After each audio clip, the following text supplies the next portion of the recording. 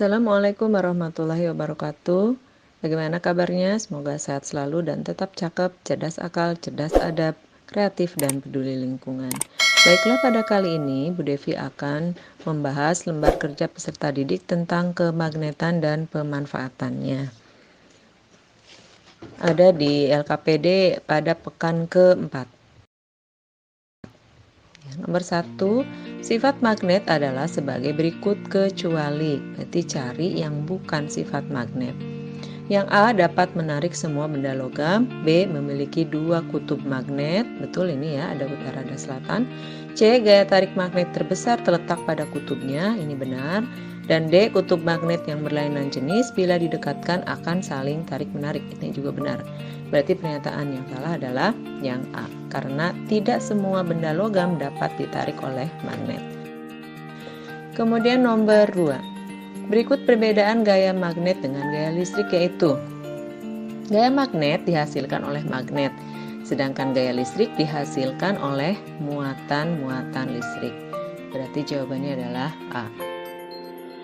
Kemudian nomor 3. Berikut kelompok benda berdasarkan sifat interaksi bahan terhadap magnet dan contohnya yang benar, yaitu seperti yang sudah kita pahami, kalau ferromagnetik adalah kelompok benda yang dapat ditarik kuat oleh magnet. Paramagnetik adalah kelompok benda yang sedikit dapat ditarik oleh magnet. Diamagnetik adalah contoh-contoh benda yang tidak dapat ditarik oleh magnet. Maka jawabannya adalah C, yaitu diamagnetik, contoh kayu dan prisma. Kemudian nomor 4. Berikut yang bukan cara membuat magnet. Berarti cari yang salah ya. A, menggosok, ini termasuk cara membuat magnet. Memberi arus listrik juga membuat magnet. Induksi juga cara membuat magnet. Yang D, dipanaskan, ini justru akan menghilangkan sifat magnet. Berarti jawabannya adalah D. Kemudian nomor 5. Contoh penerapan elektromagnetik dalam kehidupan sehari-hari adalah sebagai berikut. Kecuali, berarti cari alat yang tidak menerapkan prinsip elektromagnetik. Generator, dinamo, dan transformator ini adalah alat-alat yang menerapkan prinsip elektromagnetik. Berarti jawabannya adalah akumulator atau aki. Nomor 6. Berikut yang bukan cara menghilangkan kemagnetan bahan adalah cara menghilangkan magnet, yaitu 1, dipanaskan, 2, dipukul. Kemudian yang ketiga adalah meliliti magnet dengan arus bolak-balik. Berarti jawaban yang salah adalah A, meliliti magnet dengan arus listrik DC atau arus searah. Kemudian nomor 7. Suatu area dapat disebut medan magnet apabila masih memiliki pengaruh gaya magnet pada benda yang diletakkan di area tersebut, walaupun tidak bersentuhan langsung. Berarti jawabannya adalah A. Nomor 8. Berikut pernyataan yang tidak sesuai dengan teori kemagnetan bumi. Berarti cari pernyataan yang salah. A, bumi memiliki kutub magnet utara dan selatan. Betul. B, bumi adalah magnet raksasa. Iya, betul. Nomor C, kutub utara magnet berada di sekitar kutub selatan bumi. Betul. Kemudian yang D, kutub utara magnet bumi berada di sekitar kutub utara bumi, dan ini adalah pernyataan yang tidak sesuai.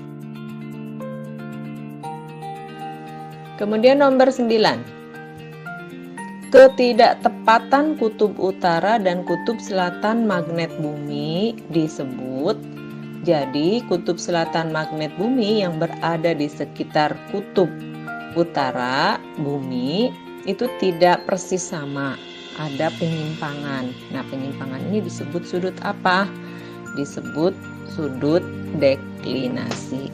Berarti jawabannya B.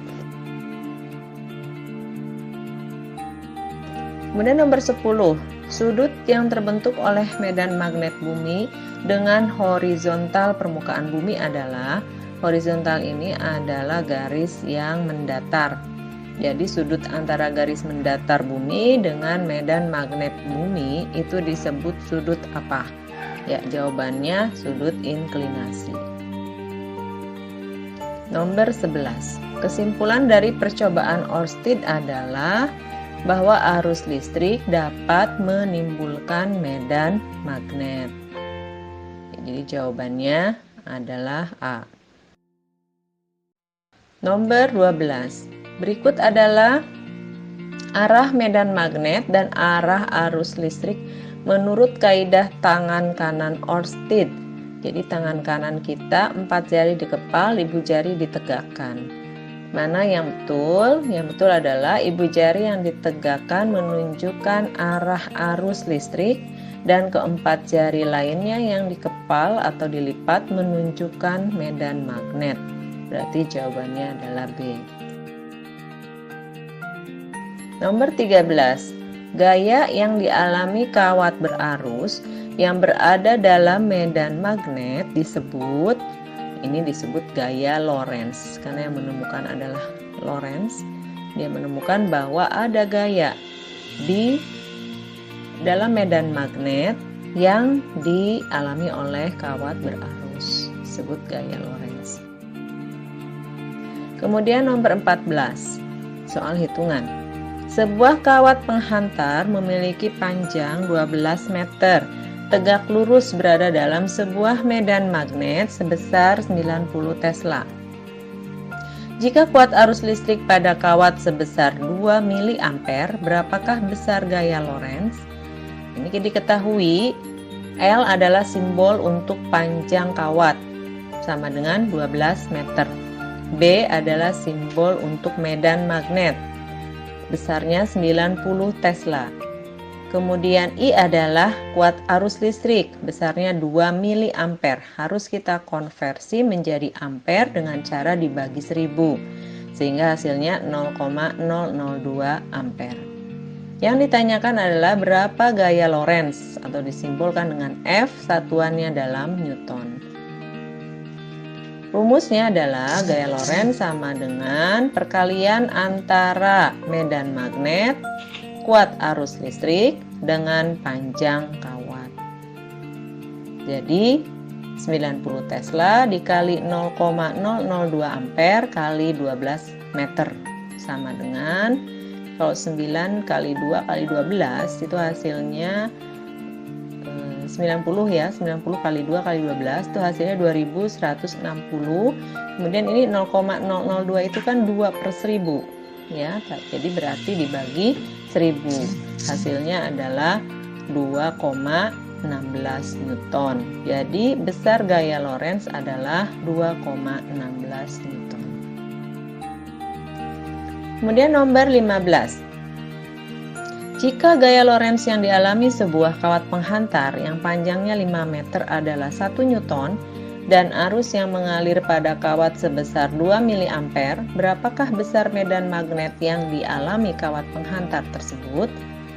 Kalau pada soal ini yang diketahui adalah panjang kawat 5 meter, gaya Lorentz 1 Newton, kuat arus listrik 2 mA. Ini harus kita konversi menjadi ampere, yaitu 2 dibagi 1000 ampere. Kemudian yang ditanyakan adalah kuat medan magnet dalam satuan Tesla.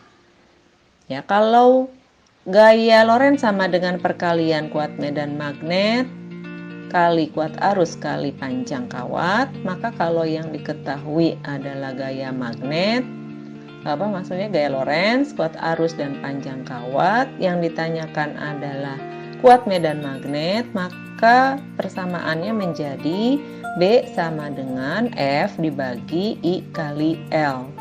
Kita masukkan ke dalam rumus angkanya. Tadi gaya Lorentz-nya 1 dibagi kuat arusnya 2/1000 kalikan panjang kawatnya 5. Kalau ada pembagian pecahan, maka ini sama saja dengan perkalian. Pembilang dan penyebutnya ditukar. Jadi ini 1 dibagi 5 atau 1/5 dikali Yang tadinya bagi 2/1000, maka kalau kali itu menjadi kali 1000 per 2. Maka hasilnya adalah 1 kali 1000 sama dengan 1000 per 5 kali 2 itu 10. Jadi 1000 dibagi 10 hasilnya adalah 100 Tesla. Jadi besar gaya magnet adalah 100 Tesla. Kemudian nomor 16. Induksi elektromagnetik adalah perubahan medan magnet yang menghasilkan listrik. Berarti jawabannya adalah D. Nomor 17. Berikut alat yang tidak menerapkan induksi elektromagnetik. Yang tidak menerapkan induksi elektromagnetik adalah kompas, karena kompas hanya ada magnet ya. Sedangkan generator, dinamo AC/DC, dan transformator ini menerapkan prinsip induksi elektromagnetik. Berarti jawabannya adalah A. Nomor 18. Berikut ciri-ciri sebuah transformator atau trafo, yaitu 1. Jumlah lilitan sekunder lebih banyak daripada lilitan primer. Ns lebih banyak dari Np. Nomor 2. Tegangan sekunder lebih besar daripada tegangan primer. Vs lebih besar daripada Vp. Kemudian nomor 3. Kuat arus sekunder lebih kecil daripada kuat arus primer. Is lebih kecil daripada Ip. Berdasarkan ciri-cirinya, maka jenis trafo tersebut adalah jenis trafo apa? Kuncinya adalah kalau trafo step down itu kan turun. Berarti fungsinya dia menurunkan tegangan. Kemudian kalau yang step up justru menaikkan tegangan. Oleh karena itu kita lihat saja mana tegangan yang lebih besar, yang sekunder apakah yang primer. Kita lihat di ciri nomor 2. Di ciri nomor 2 itu tegangan sekunder lebih besar daripada tegangan primer, sehingga pasti ini adalah jenis trafo step up. Kemudian nomor 19.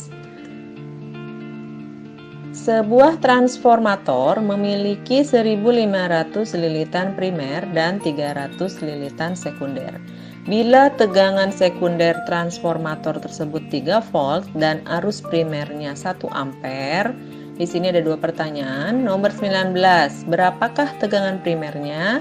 Dan nomor 20, berapakah arus sekundernya? Kita kerjakan dulu satu persatu yang nomor 19. Kita buat kalimat penyelesaian. Diketahui jumlah lilitan primer atau Np adalah 1500 lilitan. Jumlah lilitan sekunder atau Ns adalah 300 lilitan. Kemudian tegangan sekunder atau Vs sama dengan 3 volt. Dan kuat arus primer atau IP itu sama dengan 1 ampere. Kemudian rumus yang dipakai ini adalah Np per Ns sama dengan Vp per Vs sama dengan Is per Ip. Jadi berbanding terbalik dengan kuat arus ya. Kalau jumlah lilitan berbanding lurus dengan tegangan, tetapi berbanding terbalik dengan kuat arus. Nah, karena kita memiliki data jumlah lilitan dan kuat arus, maka kita pakai dulu rumus yang Np per Ns sama dengan Is per Ip. Maka kalau yang ditanyakan IS, persamaannya menjadi, ini ada perkalian silang ya, NP kali IP per NS. Kita masukkan angkanya, NP-nya tadi 1500 lilitan, kali 1 ampere, dibagi 300 lilitan. Maka hasilnya adalah 1500 bagi 300, 15 bagi 3. Ya, 0 ini bisa coret 2, 100 bagi 100 dapat 1. Berarti 15 bagi 3 hasilnya 5 ampere. Ini jawaban nomor 19. Kemudian untuk menjawab nomor 20, kita menggunakan data yang nomor 19 dengan menggunakan rumus yang lain, karena yang diketahui adalah tegangan dengan kuat arus. Yang ditanyakan adalah tegangan primer. Maka rumus yang kita pakai adalah Vp per Vs sama dengan Is per Ip. Kalau yang ditanyakan Vp, ini ada perkalian silang antara Vs dan Is. Hasilnya adalah Vp sama dengan Vs kali Is per Ip. Kita masukkan angkanya sama dengan 3 volt dikali 5 ampere per 1 ampere. Maka 15 dibagi 1 hasilnya adalah 15 volt. Nah, ini jawaban untuk nomor 20. Selanjutnya nomor 21. Sebuah transformator step down ini pasti tegangan sekundernya lebih rendah dari tegangan primer. Terdiri atas kumparan primer dengan 1200 lilitan dan kumparan sekunder dengan 40 lilitan. Jika kumparan primer dihubungkan dengan tegangan sebesar 330 volt, berapa tegangan pada kumparan sekunder? Diketahui jumlah lilitan primer atau NP adalah 1200 lilitan. Jumlah lilitan sekunder atau NS 40 lilitan. Besarnya tegangan primer atau Vp 220 volt. Yang ditanyakan adalah tegangan sekunder dalam satuan volt. Maka rumus yang kita pakai NP per NS sama dengan Vp per Vs. Kalau yang ditanyakan adalah Vs, maka Vs sama dengan Vp kali Ns per Np. Masukkan angkanya 220 volt kali 40 lilitan dibagi 1200 lilitan. Hasilnya adalah 88 dibagi 12 yaitu 7,33 volt. Jadi tegangan primer sebesar 7,33 volt. Kemudian nomor 22, ini tentang efisiensi transformator. Jika daya listrik yang mengalir pada kumparan primer dan sekunder sebuah transformator berturut-turut sebesar 350 watt dan 70 watt, berapakah efisiensi transformator tersebut? Yang diketahui berarti daya primer atau PP yaitu 350 watt, daya sekunder atau PS 70 watt. Yang ditanyakan adalah efisiensi transformator dengan lambang seperti huruf N tetapi ada ekornya ya. Ini dalam satuan persen. Rumusnya adalah efisiensi transformator sama dengan PS per PP kali 100%. Maka hasilnya apa? 70 per 350 kali 100%. Nah, 100-nya kita kalikan dulu dengan 70, berarti hasilnya 7000 dibagi 350, satuannya dalam persen. Maka hasilnya adalah 20%. Kemudian nomor 23. Teknologi alat berikut memanfaatkan prinsip gaya tolak-menolak magnet serta didorong dengan menggunakan motor induksi. Fungsi alat tersebut sebagai alat transportasi massal di beberapa negara maju. Alat yang dimaksud adalah, kata kuncinya di sini adalah alat transportasi massal dan alat tersebut memanfaatkan prinsip gaya tolak-menolak magnet. Berarti alat yang dimaksud adalah kereta maglev. Kemudian nomor 24. Alat berikut memanfaatkan elektromagnetik dalam pembuatannya kecuali. Berarti cari alat yang tidak memanfaatkan prinsip elektromagnetik, yaitu sudah jelas di sini konduktor Rumkopf. Kemudian terakhir nomor 25. Penelitian migrasi hewan dengan cara memasukkan hewan tersebut ke dalam bak air yang dapat diatur medan magnetnya. Setiap kali medan magnet diubah, maka hewan tersebut tetap bergerak menuju arah utara.